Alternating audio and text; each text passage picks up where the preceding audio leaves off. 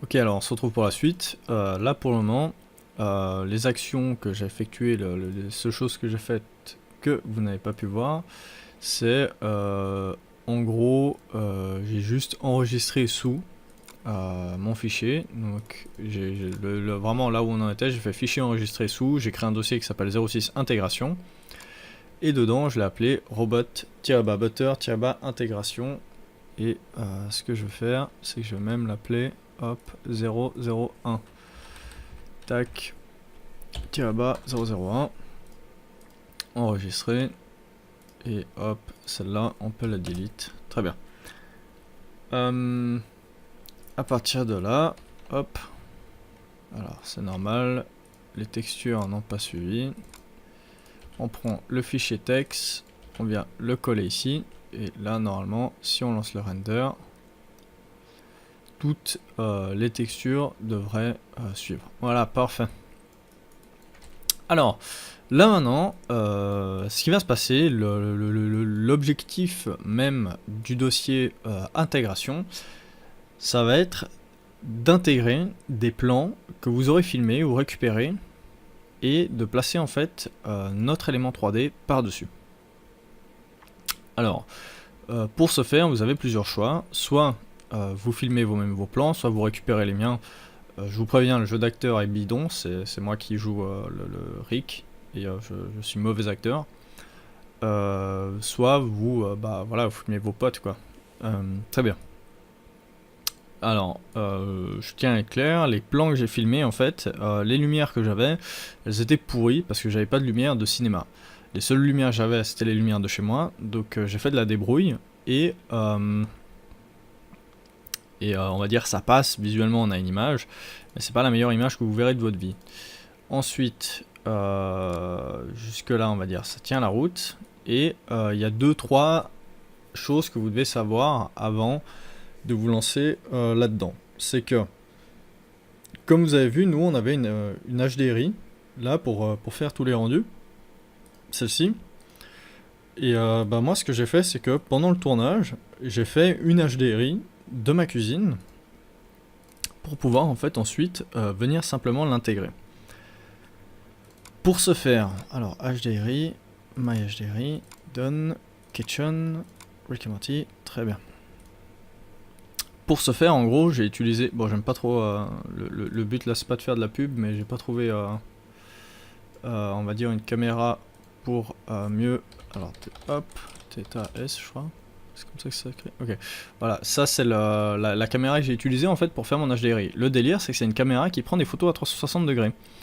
Et c'est ce qui nous intéresse énormément. Donc c'est soit vous la faites avec votre téléphone portable, soit vous utilisez ce genre de caméra pour faire une photo à 360 degrés. Et ce que vous allez devoir faire, c'est prendre une photo basse exposition, une haute exposition et une moyenne exposition. Et ensuite, vous pouvez même faire des photos, on va dire sur X sous X, entre la moyenne et la haute. Pour ça, il y a un tutoriel qui est génial, GSG Theta, donc Grayscale Gorilla. Voilà, Grayscale Gorilla 360 degrés. Et en gros, ce type-là a fait toute une présentation avec sa Theta, sauf que vous, à la place d'utiliser le programme qu'ils ont créé sur iPhone pour le faire, vous allez le faire manuellement, et ensuite merger tout ça sur Photoshop pour faire votre HDRI à la fin. Donc ça veut dire que nous, on se retrouve avec une HDRI en .exr, et je vais vous la montrer tout de suite, comme ça vous pouvez voir en fait le plateau sur lequel j'ai filmé, qui est en l'occurrence ma cuisine. Alors je viens simplement la drag and drop ici, hop, je la drag and drop ici, et en gros c'est ici que j'ai filmé. Donc ici, donc je m'étais posé ici pour filmer. Les points noirs que vous voyez là, en fait, c'est le trépied qui porte la Theta.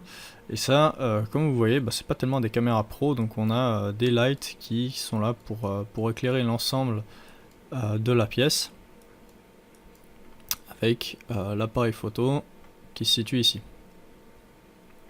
C'est ce qu'on va utiliser en fait pour éclairer notre scène, plus quelques lumières pour intégrer le robot. Ensuite, ce que j'ai fait, c'est que bah, je me suis filmé tout simplement. Alors on va déjà venir récupérer notre HDRI en .xr. Vous trouverez cette image dans les références bien évidemment. Alors working place intégration, hop, bref. Où est-ce que je vais bien pouvoir mettre ça? HDRI, tac, très bien. Ensuite dans les références vous trouverez aussi le tournage dans un fichier zip, hop, avec tous les plans, donc attention. Pas l'air trop chaud ça, non? Ça va. Attention les vélos, hein. Donc j'ai rien, on va dire j'ai rien déroché, mais on va voir vraiment toutes les étapes, comment on déroche tout ça. Donc il y a plusieurs plans, et mon objectif en fait c'était vraiment de refaire les plans qu'on voit ici présents. J'en ai merge 2-3 quand même, enfin je me suis dit qu'on n'allait pas tous les faire, mais en gros le plan que vous voyez là, alors qu'est-ce que je vais faire, hop, hop, ce plan ici, c'est ce plan là, donc il appuie sur le robot fait demi-tour, ici, allez, hop, j'appuie sur le robot il fera demi-tour. Donc ce sera ça le but. Mais d'abord ce qu'on va devoir faire c'est placer un arrière-plan qui sera la vidéo, placer une caméra et placer notre robot dans le monde avant de pouvoir l'animer. Alors on enregistre. Très bien. Alors, CTRL S. Bon, on va tout de suite attaquer. On va faire le premier arrière-plan. Alors là, dans mon souvenir, j'ai 2 fois le même plan. Alors le plan où j'appuie très bien sur le robot. Donc ce qu'on va faire, c'est que on va intégrer qu'une seule des vidéos. Donc on les récupère toutes.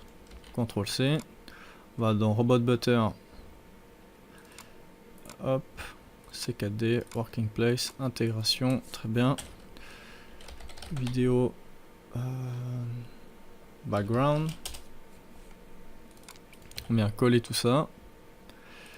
Et on avait vu que la première, on pouvait la supprimer parce que je l'ai à double. Celle-ci, oula. D'accord. Ça, on s'en fiche. Alors, celle-là, on va pouvoir la garder. Celle-ci, je pense c'est plus ou moins la même.